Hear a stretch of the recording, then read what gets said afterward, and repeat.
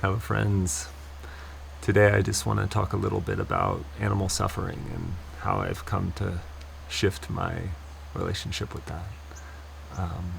Because right now there's so much suffering in the animal realm. I know you've seen it. I know you feel it.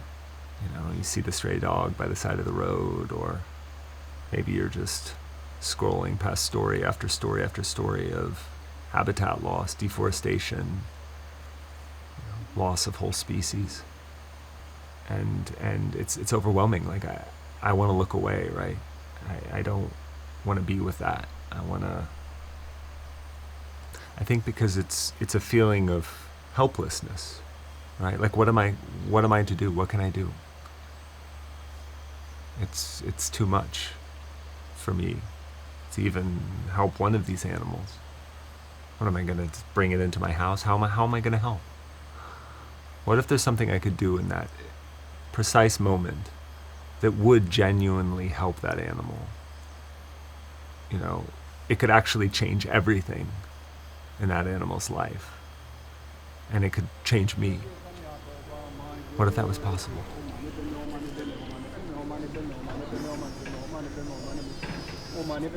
So for the past few years, I've been following my teacher, Geshe Tenzin Zopa. He's a Tibetan Buddhist monk, on various pilgrimages around the world. You can see some of these on my channel. No matter where we go, whether it's some remote Himalayan village, a bustling tourist attraction full of people, there's something that's always the same. Whenever we see an animal, be that, a wild animal or livestock or just a stray dog or cat, Geshe-la always does the same thing. He looks the animal right in the eyes, and with this incredible gentleness, he recites a mantra. It's usually the mantra of the compassionate Buddha Chenrezig, Kuan Yin, Om Mani Padme Hum. So when you see the deer, you can recite Om Mani Padme Hum. Or if the animal, appears sick or injured, then it's the medicine Buddha mantra.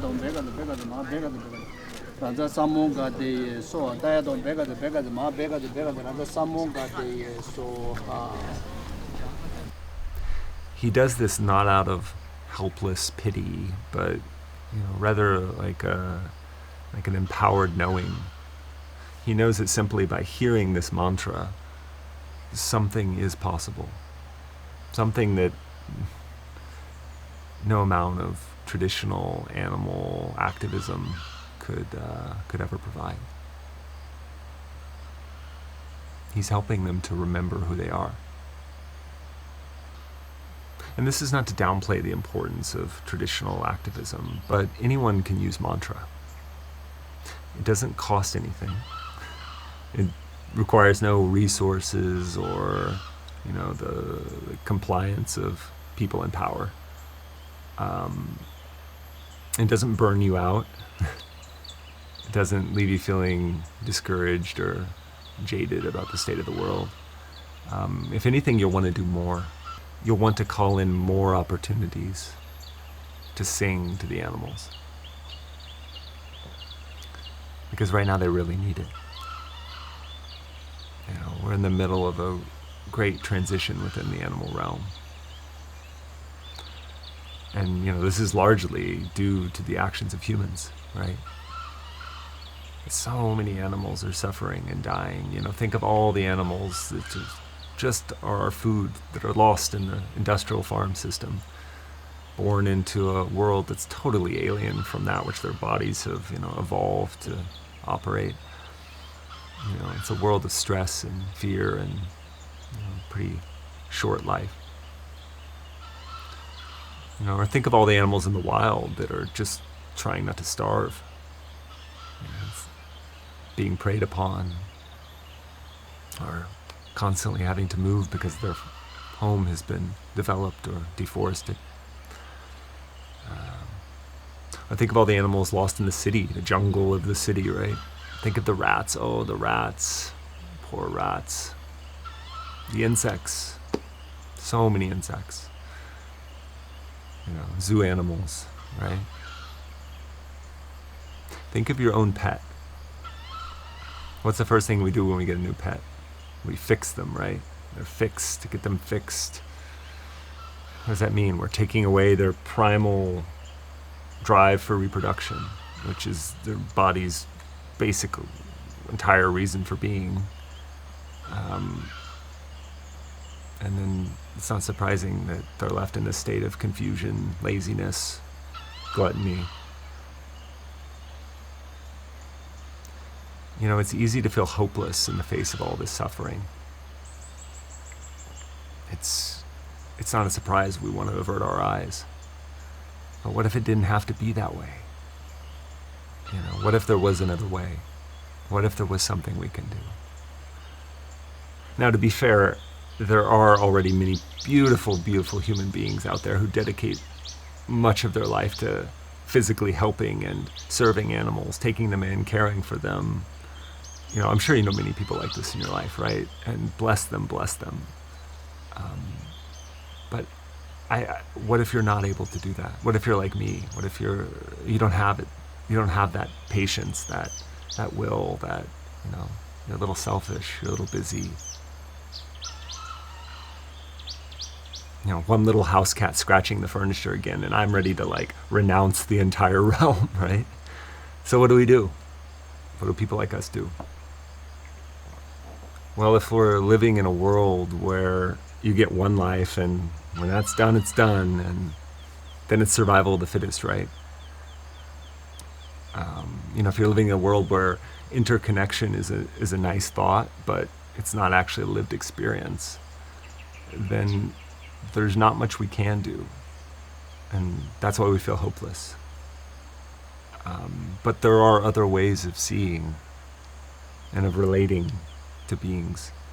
You know, you observe someone like Geshe Tenzin Zopa and you'll see another way. Dayadon bega de ma bega de rada samuga de so dayadon bega de ma bega de rada samuga de so dayadon bega de ma bega de rada samuga de so dayadon bega de ma bega de rada samuga de so dayadon bega de ma bega de rada samuga de so dayadon bega de ma bega de rada samuga de so dayadon bega de ma bega de rada samuga de so dayadon bega de ma bega de rada samuga de so dayadon bega de ma bega de rada samuga de so dayadon bega de ma bega de rada samuga de so dayadon bega de ma bega de rada samuga de so dayadon bega de ma bega de rada samuga de so dayadon bega de ma bega de So we were on this pilgrimage to Japan, and we stopped in the city of Nara. And if you know about Nara, Nara is famous for having these wild deer that just roam around the streets. They're like wild stray dogs, you know, they're just everywhere. And people feed them, and it's kind of this touristy thing. And we ended up just walking around the city until it was dark, reciting mantra to these deer. And it was so incredibly beautiful because you could see it in these animals' faces, right? There was some little spark. I can't really explain it, but you felt something within their consciousness when they heard this mantra. And often they just sit there and stare at Geshe-la. They were hypnotized. Now, the cynic in me could say that, well, they're just waiting to see if he's got a little food. You know, are you going to pull the food out, man? Come on, waiting.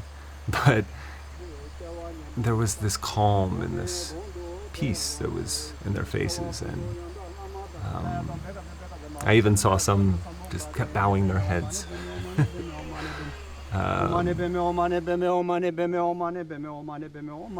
You know, these and other encounters like them, they've completely changed how I look at and relate to animals. I live in Bali, so, you know, the production of meat isn't exactly sequestered away and hidden from us like it is in, you know, many modernized countries. So I'm constantly driving past truckloads of dirty and miserable looking chickens and pigs being driven off to slaughter. There's stray dogs everywhere. Many of them are diseased or really injured from fights with other animals.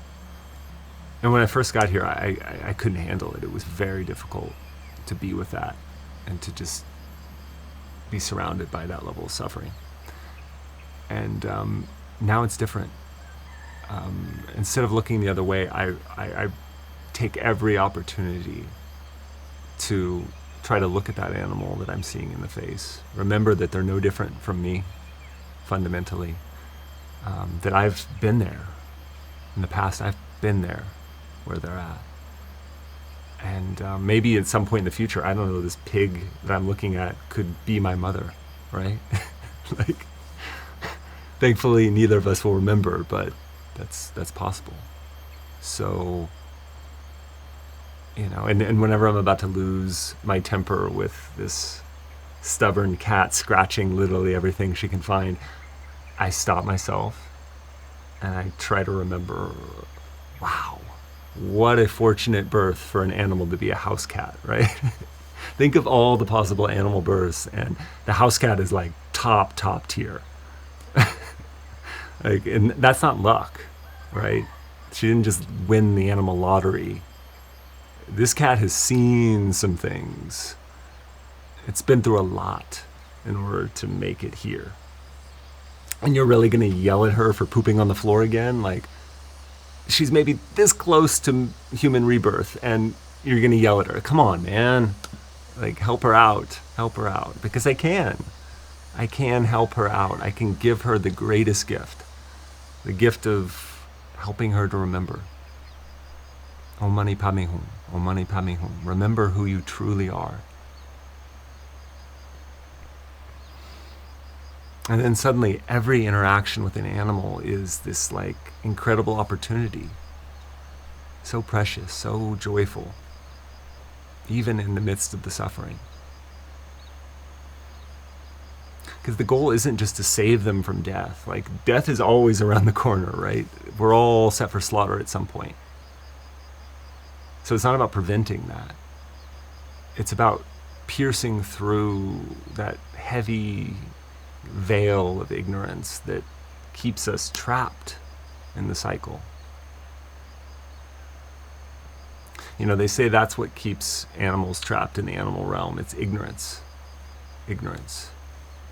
They don't yet have the ability for that kind of self-awareness and reflection that comes online in the human incarnation. They're slaves to their instinctual programming. But some tiny part of them still knows, right? Like, you are more than this basic nature. You are more than you think you are. And we can help them to remember that. What a gift, right? What a gift. I used to think that mantra was akin to like a magical spell, right? Like Sanskrit's a magical language.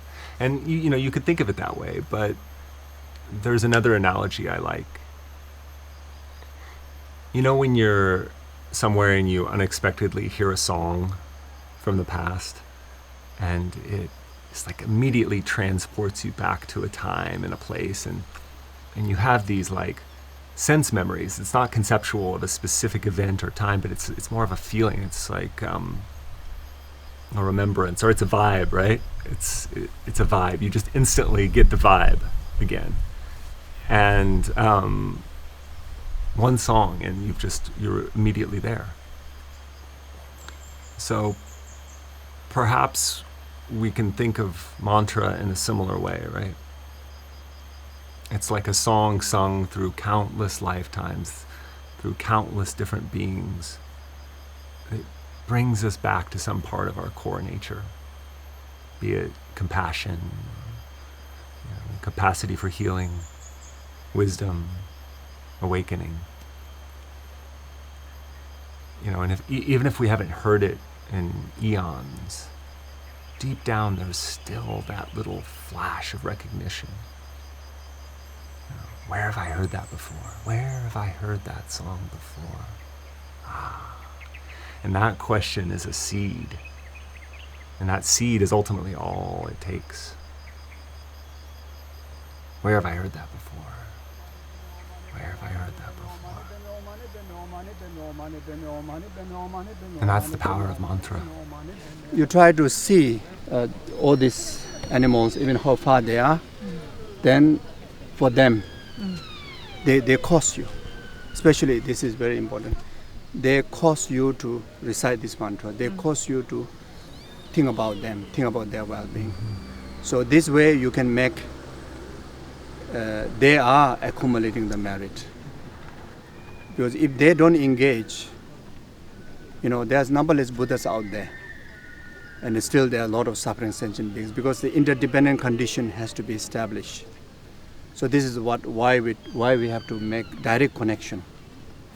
Even though we dedicate in our visualization, is very, very beneficial. But if we manage to directly see them through our eyes, or at least hear their name, or think the picture of them in your heart, then you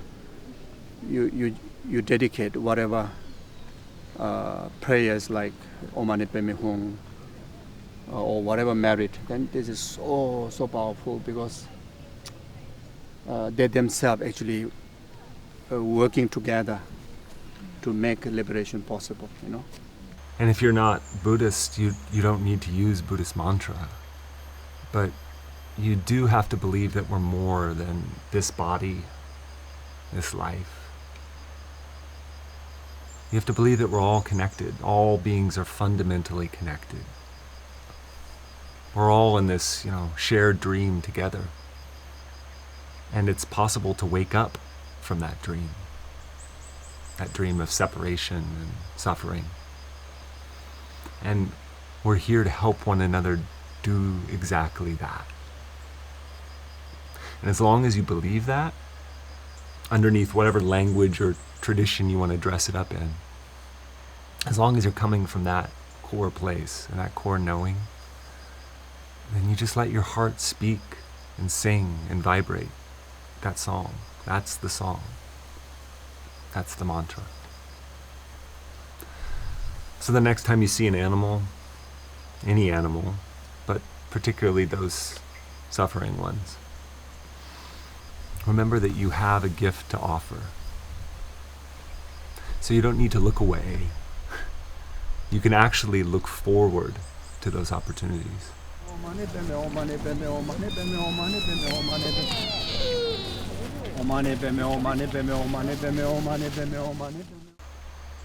thank you.